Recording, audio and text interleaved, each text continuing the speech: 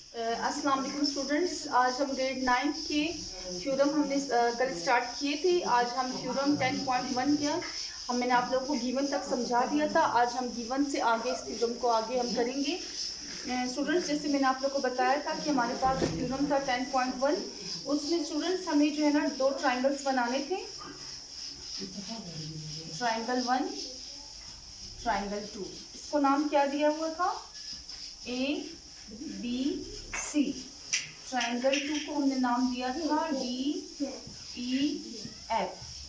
फिर यहाँ पे हमने इसको बी कॉम्प्लीमेंट का नाम दिया था, हमने इसको हाफ कर दिया था। स्टूडेंट्स, मैंने आप लोगों को पहले बताया था कि हमने 2 ट्राइंगल बनाने हैं और दोनों ट्राइंगल की मदद से जो है ना हमें क्वेश्चन में बताया गया था कि 2 ट्राइंगल्स बनाएं।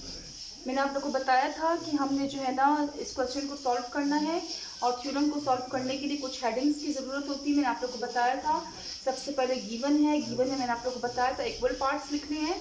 गिवन के बाद हम लिखेंगे टू प्रूफ। सेकंड नंबर पे जो हमारे पास हेडिंग आएगी टू प्रूफ। टू प्रूफ में भी हम लोग लिखेंगे कि हमारी जो शेप है वो किस चीज़ की है। हमारी शेप ट्राइंगल की है। आप छोटा सा ट्राइंगल बना देंगे। ट्राइंगल का नाम क्या है? A B C, A B C. और उसके बाद स्टूडेंट्स आप लोग जो है ना ट्राइंगल बहुत छोटा सा बना लेंगे, ए बी सी। आप लोग ए बी सी और कॉन्ग्रेंट आप लिखेंगे डी ई एफ के। दूसरे का नाम क्या है? डी ई सॉरी, आप पहले वो भी बनाएंगे triangle B, triangle D E F. ठीक है। आपने टू प्रूफ में लाइन सेगमेंट नहीं डालना है। लाइन सेगमेंट कहते हैं साइन को। आपने सिर्फ बताना है कि आपकी शेप किस चीज़ की है और कौन कौन सी इक्वल है। टू प्रूफ में हर थ्योरम को आपने इसी मेथड से करना है। उसके बाद आपके पास हेडिंग आती है कंस्ट्रक्शन। कंस्ट्रक्शन में आपने क्या बताना है? कंस्ट्रक्शन में आपने ये बताना है कि suppose A B is not equal to D E के। अगर सपोज यानी फर्ज करें A B line segment not equal to D E. अगर वो कहते हैं कि अगर आप फर्ज करें ए बी अगर इक्वल नहीं होते डी ई के तो there is a point D complement. तो फिर क्या होता? There is a point D complement. D complement हमने इसलिए लिया कि उन्होंने कहा फर्ज करें अगर ए बी और डी ई अगर आपस में जो है ना बराबर नहीं होते, कॉन्ग्रेंट नहीं होते, तो फिर हम ए बी और डी और कॉम्प्लीमेंट डी ई को हम जो है ना इक्वल लेते। इसीलिए हमने इसको हाफ किया था। हाफ इस सूरत में किया था ताकि अगर पार्ट्स इक्वल ना हो तो फिर हम उसको हाफ कर देते हैं। और फिर हमने लिखा कि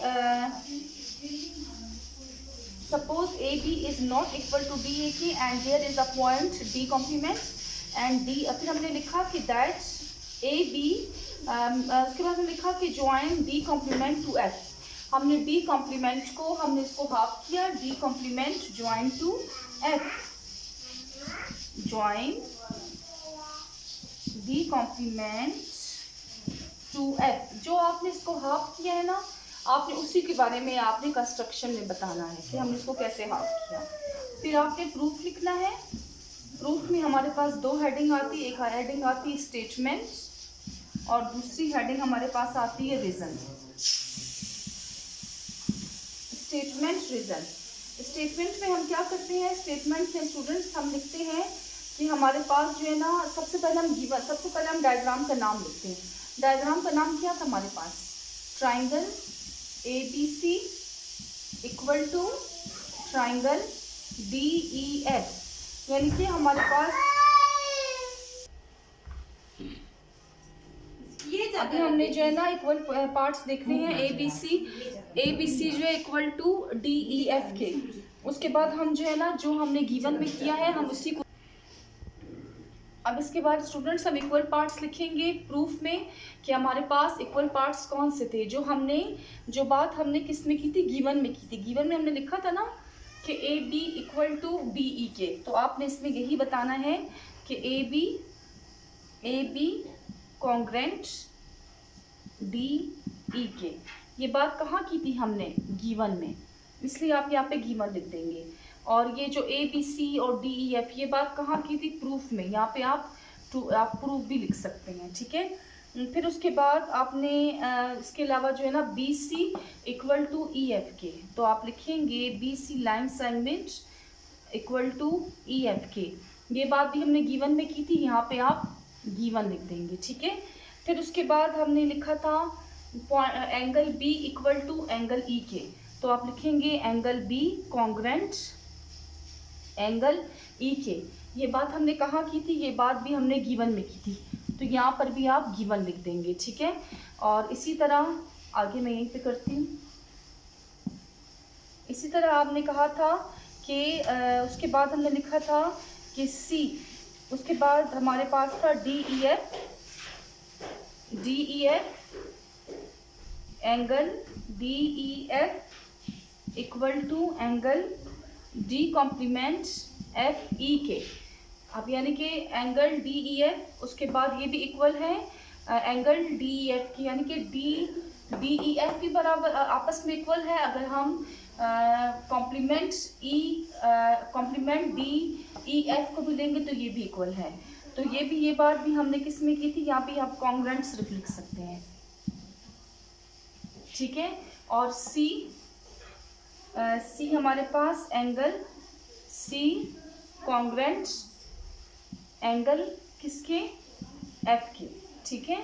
ये बात भी हमने किसमें जितनी भी हमने इक्वल की बात की है वो सब गिवन में की है। आप यहाँ पे गिवन लिख देंगे, angle A equal to B के, आप ये भी लिख सकते हैं, फिर गिवन लिख लेंगे। इस तरह जो हमारे इक्वल पार्ट्स हैं हम उनको लिखेंगे।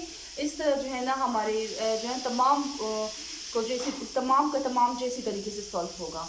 और इसी तरह जो है ना आप जो है ना स्टेटमेंट और रीजंस को ऐसे ही आप बयान करेंगे। स्टूडेंट, उम्मीद है आपको वीडियो पसंद आई। अगर आपको वीडियो पसंद आई है तो वीडियो को लाइक करें, हमारे चैनल को सब्सक्राइब करें।